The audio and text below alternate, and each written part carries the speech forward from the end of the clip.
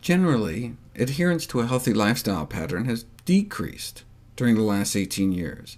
Obesity is up, exercise is down, and eating just 5 servings of fruits and veggies a day dropped like a rock. And we didn't start out that great to begin with. Guess what percentage of Americans at the turn of the century had the following 4 healthy lifestyle characteristics: not smoking, not overweight, 5 servings of fruits and veggies, and exercising a half hour a day, at least 5 days a week? 3%.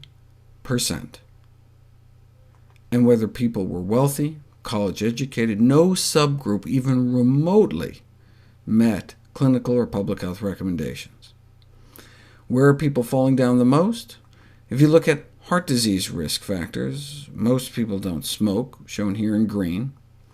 About half are exercising, but check out the healthy diet score, which gives folks points for drinking less than 4 cups of soda a week, for example.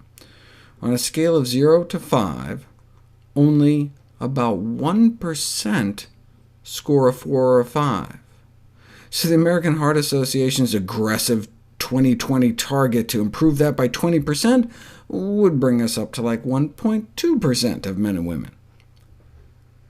Given that we've known for decades that advanced coronary artery disease may be present by age 20, coronary atherosclerosis often even present in young children, it is particularly disturbing that healthy lifestyle choices are declining rather than improving in the U.S., and it shows.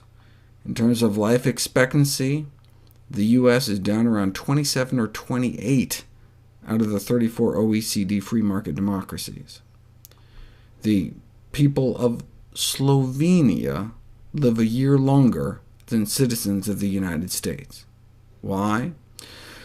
Well, according to the most rigorous analysis of risk factors ever published, the #1 cause of death and disability in the United States is our diet. What about our diet is so bad? The worst 5 things about our diet is that we don't eat enough fruit, we don't eat enough nuts and seeds, we eat too much salt, too much bacon, hot dogs, lunch meat, etc., and not enough vegetables.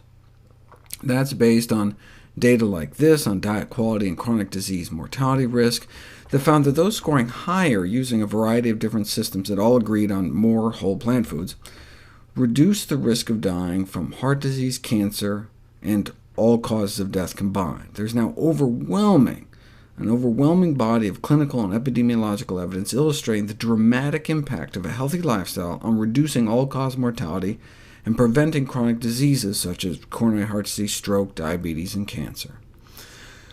So why do we eat so bad? Aren't we scared of dying from some of these horrible chronic diseases? It's almost as if we're eating as though our future didn't matter.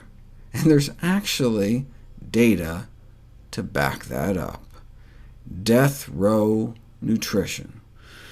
The growing macabre fascination with speculating about one's last meal offers a window into one's true consumption desires when one values the future, basically when one's value of the future is discounted close to 0. Right? If the future didn't matter, what would we eat? Well, in contrast to pop culture anecdotes, this group of Cornell researchers actually created a catalog of actual last meals, the final food requests of 247 individuals executed in the United States during a recent 5-year period.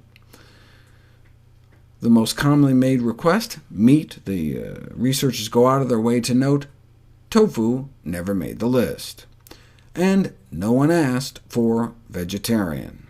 In fact, if you compare the last meals to what Americans normally eat, there's not much difference. If we continue to eat as though they were our last meals, eventually they will be.